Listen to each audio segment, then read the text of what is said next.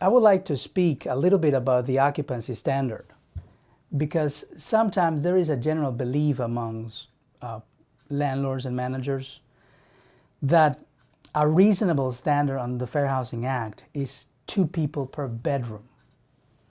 This is generally correct, but applying this standard in every circumstance with disregard to other factors could be discriminatory under the Fair Housing Act.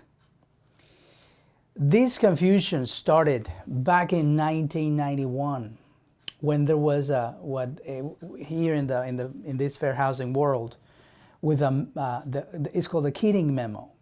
Frank Keating was the general counsel of HUD back in those days and issued a memo for general counsels, HUD general counsels, establishing this reasonableness of a 2 people per bedroom standard. He did this because he was answering a very specific question that came or that arose from investigators and from general counsels regarding this issue. But then a little bit after that, he had to correct himself, because what he said in a subsequent memo that came out a month later, in March 1991, he said, "It is reasonable to have 2 people per bedroom, but this is not meant to be a general national occupancy code that you have to apply in every circumstance." So the nuance about this occupancy standard, and that's the part that I think most landlords and most managers miss, is that it has to consider other factors, like the number of bedrooms, like the size of the bedrooms.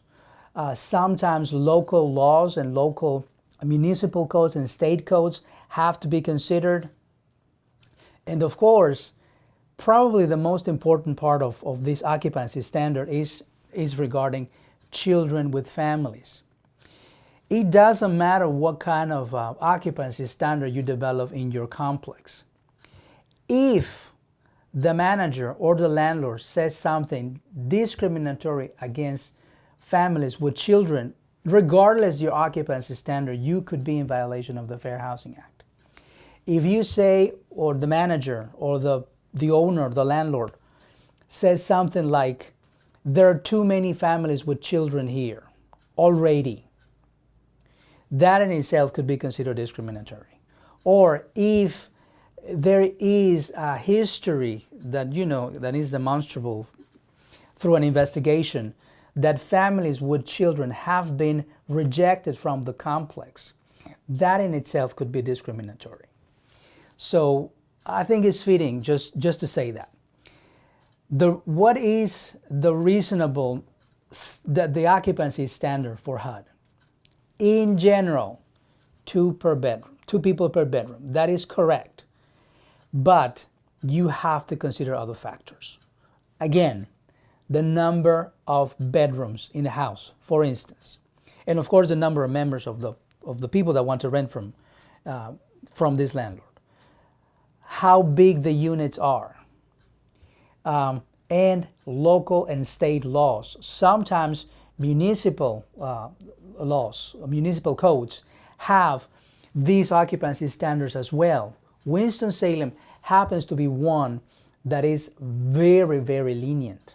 I have done an investigation myself and discovered that by checking, the living, I think it's called the living space inside the house. It is extremely lenient, and you will be able to fit that in the city of Winston-Salem, much more than 2 people per bedroom, and you will still be in compliance with the municipal code. So I think that is what we should let landlords in general, and the public too, and owners as well, about the reasonableness of this standard. There are other factors that need to be taken into consideration when developing an occupancy standard specific to any complex. If anybody should have a question regarding the Fair Housing Act or the occupancy standard in general, please give me a call. My telephone number is 336-734-1225. My name is Adolfo Brusino, and we are here in the Human Relations Department of the City of Winston-Salem. We are tasked with enforcing the Fair Housing Act.